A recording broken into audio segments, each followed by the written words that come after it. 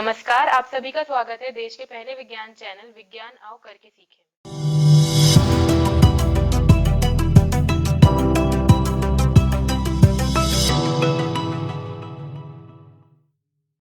Okay, everyone. So today we are going to talk about the modern period in geographical thought, and in that उसमें हम cover कर रहे हैं German school को। Basically German के जो जोग्राफर्स रहे हैं, आज हम उनके बारे में बात करेंगे, उनके बारे में थोड़ा जानेंगे।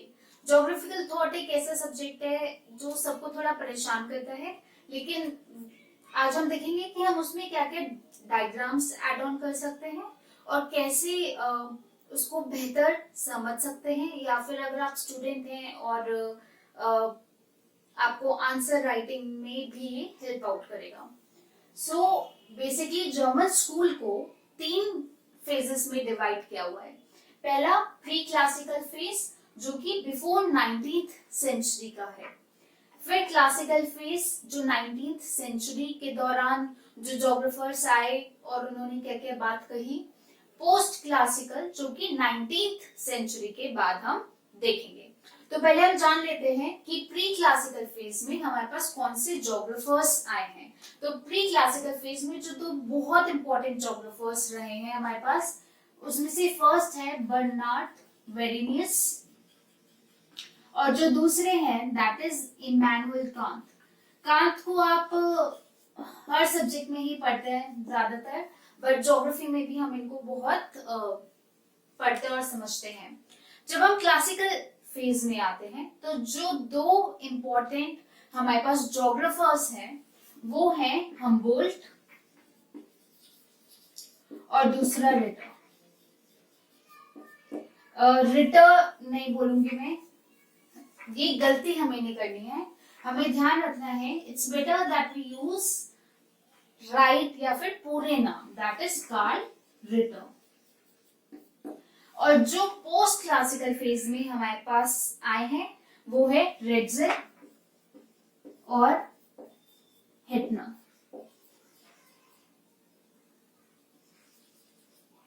रेड्जल और हेटनर की हम इसमें बात करेंगे।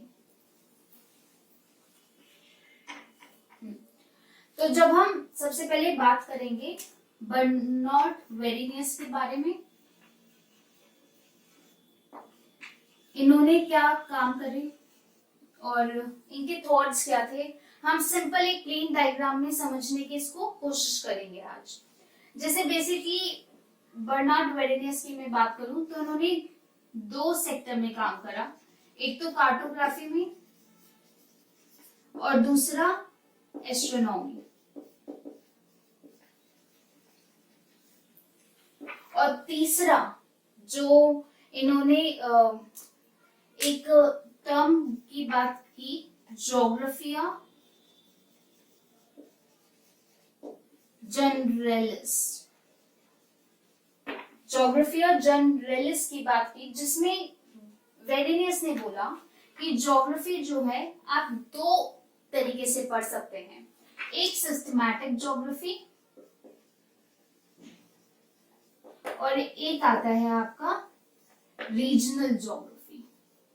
ठीक है, तो हम इन 2 के ऊपर आज फोकस रखेंगे अपना। हम जर्मन स्कूल की बात करते हैं तो ये ज्योग्राफी के दौर में एक ऐसा दौर है जब ज्योग्राफी एक सब्जेक्ट के तौर पर नया नया मॉडर्न पीरियड में उभर कर आया है, और उस वक्त बहुत ज्यादा जदोजहद चल रही है ज्योग्राफर्स के बीच में, साइंटिस्ट के बीच में, कि ये एक्चुअली ज्योग्राफी है क्या।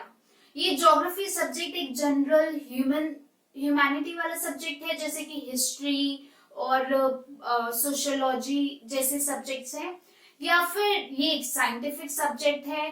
खैर ये डिबेट आज तक पूरी नहीं हो पाई है, और ये दौर आप समझ सकते हैं 19th सेंचुरी का दौर है, जिस वक्त इंडिया जैसे देश में बात करें तो हम तो खैर गुलाम देश थे, हम अपनी और बहुत सारी दिक्कतों से जूझ रहे थे। और उस वक्त यहाँ यूरोप में, जो जर्मनी में, फ्रांस में आप बहुत सारे स्कूल्स देखेंगे डेवलप होते हुए, यानी कि आप बहुत सारी जगहों के फिलोसोफर्स को देखेंगे इस मुद्दे पर बहस करते हुए कि एक्चुअल में ज्योग्राफी है क्या। बहुत लोग समझ ही नहीं पाते हैं कि हम ज्योग्राफिकल थॉट पढ़ क्यों रहे हैं। दरअसल थॉट हम इसलिए पढ़ रहे हैं बिकॉज विचारों की बात कर रहे हैं हम इसमें। थॉट माने कि विचार, सबके दिमाग में क्या क्या विचार चल रहे हैं कि हम ज्योग्राफी को एक कैसे सब्जेक्ट के तौर पर रहे। हालांकि शुरुआत में जब हम सब कुछ नई नई डिस्कवरीज कर रहे थे, इरास्टोस्थेनेस के टाइम पे, गैलीलियो के टाइम पे, वो दौर एक ऐसा दौर था जहां पर ज्योग्राफी को बहुत महत्वपूर्ण सब्जेक्ट के तौर पर देखा जा रहा था, जिसकी बहुत जरूरत थी क्योंकि उस टाइम उनको मैपिंग की जरूरत बहुत ज्यादा थी। फिर जब मॉडर्न पीरियड में हमने बात करी कि जर्मन स्कूल के बारे में हम जानते हैं, उसमें हमने सबसे पहले जो क्लासिकल फेज से पहले प्री क्लासिकल फेज में हमने दो इम्पोर्टेंट जोग्राफर्स के बारे में बात की जो थे बर्नार्ड वेरिनियस और इमैनुअल कांत।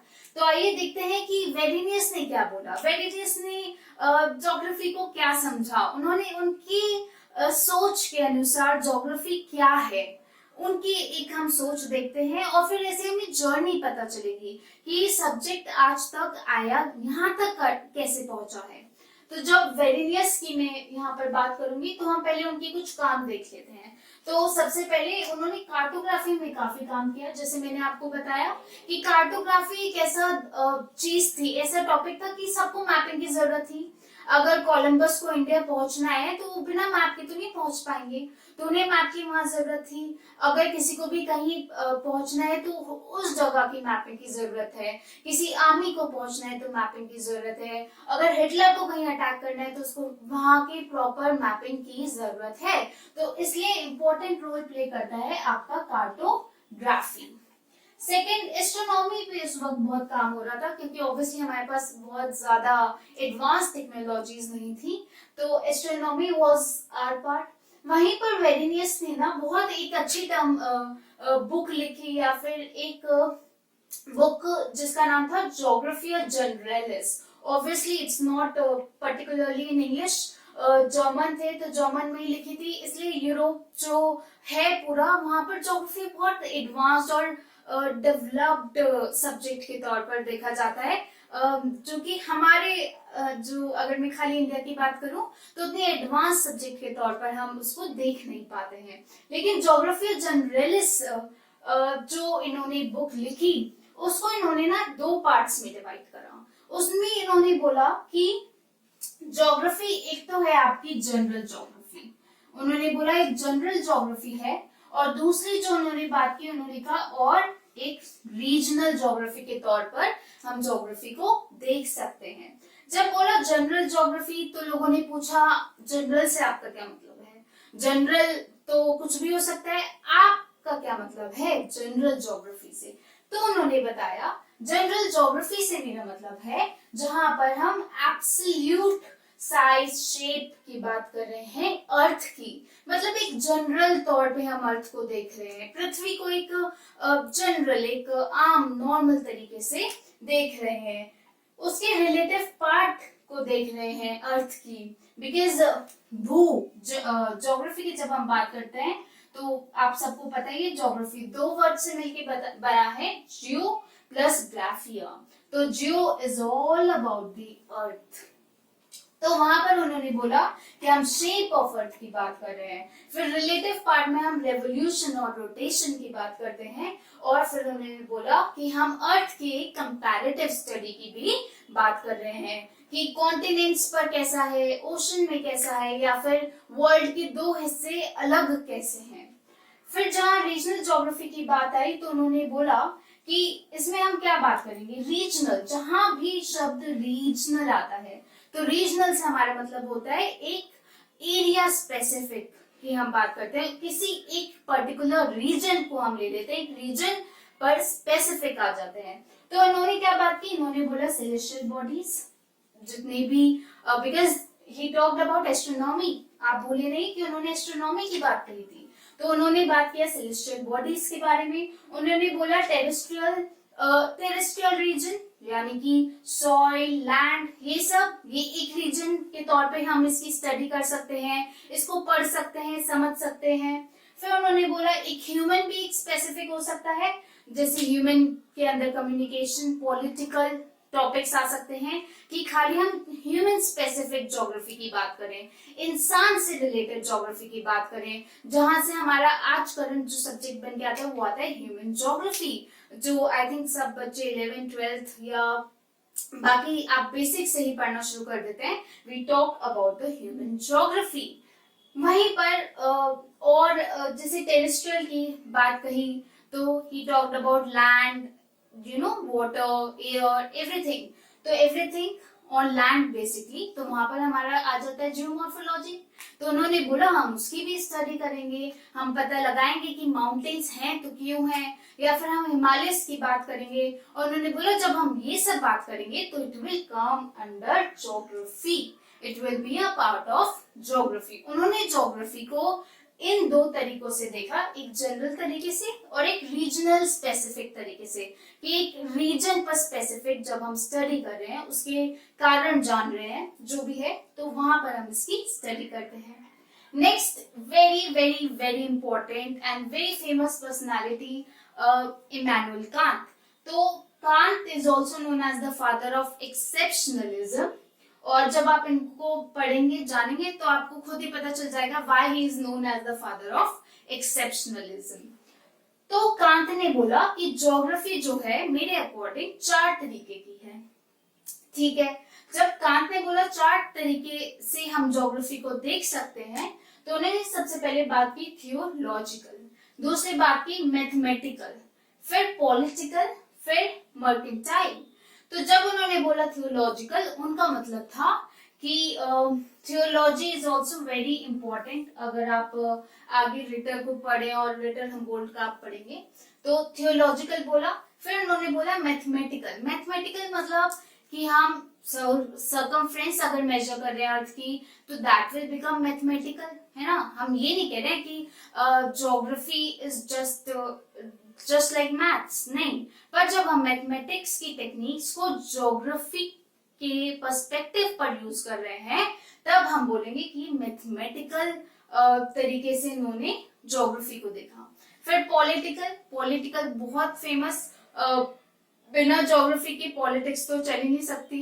हिटलर का जो आइडिया था पूरे वर्ल्ड पर रूल करने का, वो पॉलिटिकल ज्योग्राफी का ही एक आइडिया था, के पर्सपेक्टिव पर था।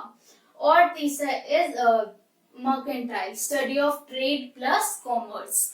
तो इसको हम आज के सिनेरियो में पढ़ते हैं, किसके तौर पर, आज के सिनेरियो में हम इसको पढ़ते हैं इकोनॉमिक ज्योग्राफी, आप बोल सकते हैं डेवलपमेंट ज्योग्राफी का ही ये हिस्सा है। और इससे भी ज्यादा इंपॉर्टेंट बात कही जाए तो कांत ने बोला कि 2 तरीके हैं आपको ज्योग्राफी को पढ़ने के, 2 ways ऑफ एक्वायरिंग नॉलेज। अगर आप कोई भी किसी भी बेसिकली ज्योग्राफी की नॉलेज एक्वायर करना चाह रहे हो, तो उन्होंने बोला 2 तरीके हैं नॉलेज को एक्वायर करने के, 2 तरीके होते हैं। पहला जो तरीका है वो है सेंस ऑफ परसेप्शन। आगे भी आप इसके बारे में पढ़ेंगे। तो पहला इन्होंने बात की सेंस ऑफ परसेप्शन, और दूसरा इन्होंने बात करी सेंस ऑफ रीजनिंग। अगर आप किसी भी सब्जेक्ट की या किसी भी मुद्दे पर नॉलेज एक्वायर करना चाहते हैं, आप बहुत नॉलेजेबल होना चाहते हैं, तो 2 तरीके हैं। 2 तरीके क्या हैं? पहला सेंस ऑफ परसेप्शन, आपके अंदर चीजों को परसीव करना आना चाहिए, कि आप चीजों को कैसे देखते हैं, कैसे समझते हैं। मान लीजिए कोई जमीन है, तो आप कैसे बोलेंगे कि आप उसको देख के ही बोल दें कि हाँ ये थोड़ा पहाड़ी वाला एरिया है, या ये टॉप लैंड है, या ये प्लेटो है, या फिर आप सॉइल देख के बोल दें कि ब्लैक सॉइल है, रेड सॉइल है। ठीक है, आप परसीव कर रहे हैं थोड़ा चीजों को। फिर सेंस ऑफ रीजनिंग, जब आपने परसीव कर लिया कि हाँ ठीक है मुझे लगता है कि ये रेड सॉइल है, फिर आप क्वेश्चन करें, रीजनिंग करें, अपने ही दिमाग में सोचें कि रेड सॉइल क्यों है और क्यों नहीं है, या इससे क्या हो सकता है और क्या नहीं हो सकता है। जब ये दो चीजें हमारे पास आ जाएंगी then we will acquire knowledge. ये this is not what I am saying, ये सब कांत ने बोला है और ये सब कांत का एक थॉट है, एक आइडिया है।